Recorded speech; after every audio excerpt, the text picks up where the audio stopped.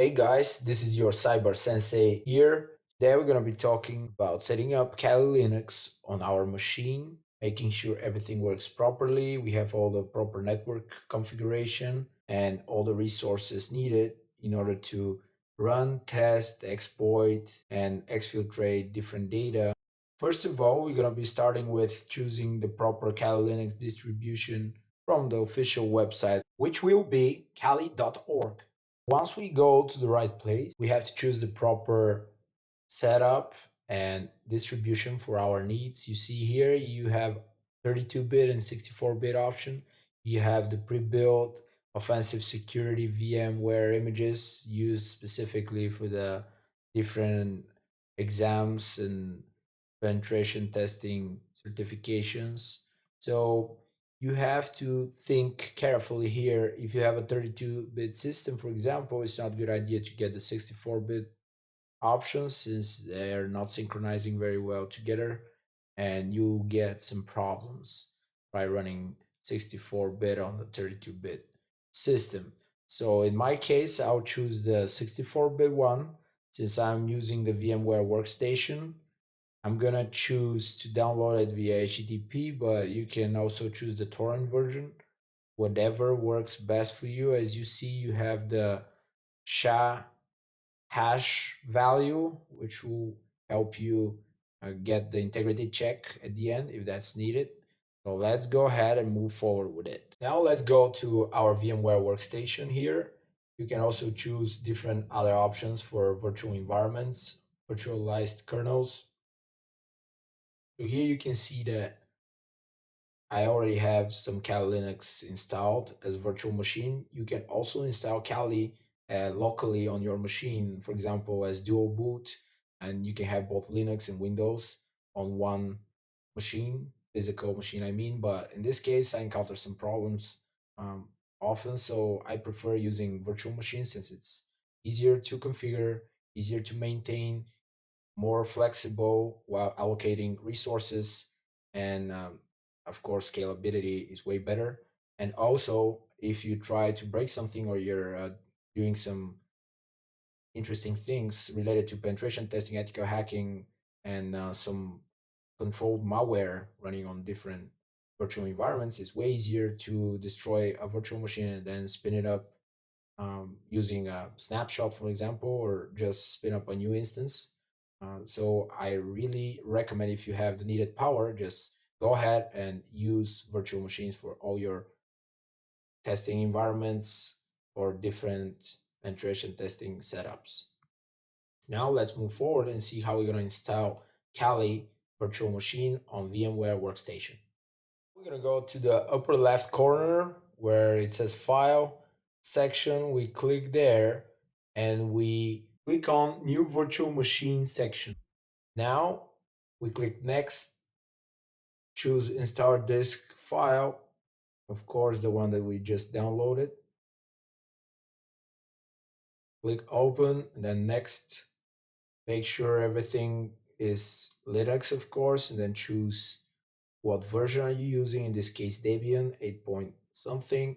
Moving forward, we're going to be naming that virtual machine, location, all the memory and disk space that is allocated to that virtual machine will be stored in this location as files.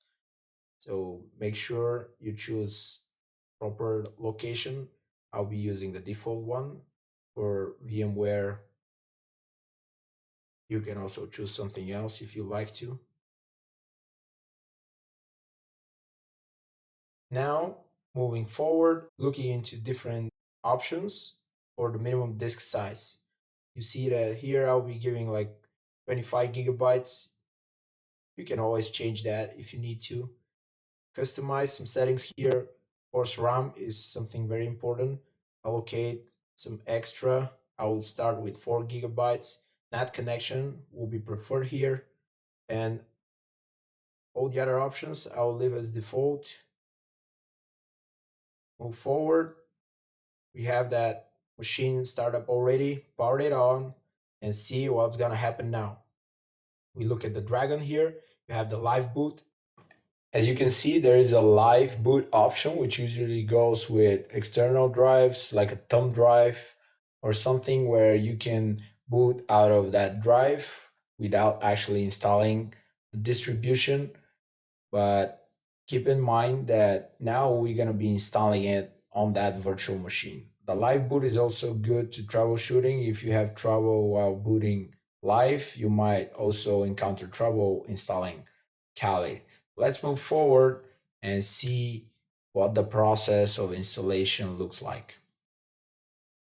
Here, basic things that you need to configure: language, country, region. Then afterwards, you're going to be asked for some information on host name as well, what keyboard language you're going to be using, and all that. Here, you need to specify a single word that serves as a host name in order for the machine to be identified on the network. Move forward to password as well. Here, make sure you put in a strong password using upper lowercase, numbers, special symbols, special characters. Make sure it's 8 plus symbols, so it's a good strong password. And make sure not to forget it. Use password manager. This is my recommendation for keeping track of your passwords and not repeating them. Follow all best practices. Now, moving forward, you're gonna check your time zone, and then partitioning of the disks starts. I'm gonna wait a little bit for that. You need to choose what kind of partitioning method is gonna be used.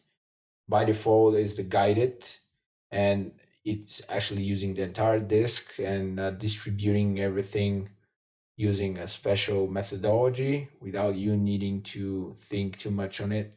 On the manual configuration, you need to choose which partition is going to be used for the Linux, which for the swap, and which one for the boot, and you're ready to go. Keep in mind that if you're going to be installing this as dual boot, you need to make sure you dedicate partition that's going to be different than the one dedicated for your Windows distribution, for example, or whatever the second boot option is set up to.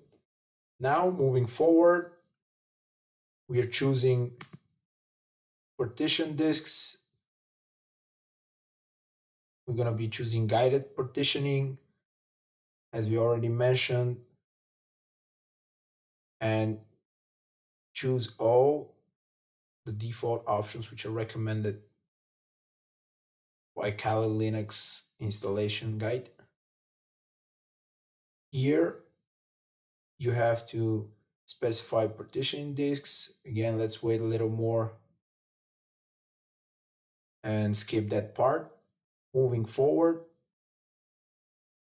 I can say that it's asking if you want to use network mirror. We're going to choose yes as the default option here. You don't need to specify that HTTP proxy right now. Proceeding with configuration of package manager. Now we're going through the group bootloader installation. Group is responsible for booting different distributions. In this case, we just have Kali, so this will be the only thing booted and the only option to be booted up. This is the directory that group will be installed in /dev/sda. So click that one and then choose continue. And a lot of different commands are running in the background. On the graphical interface side, you see just that progress bar here, finishing the installation right now.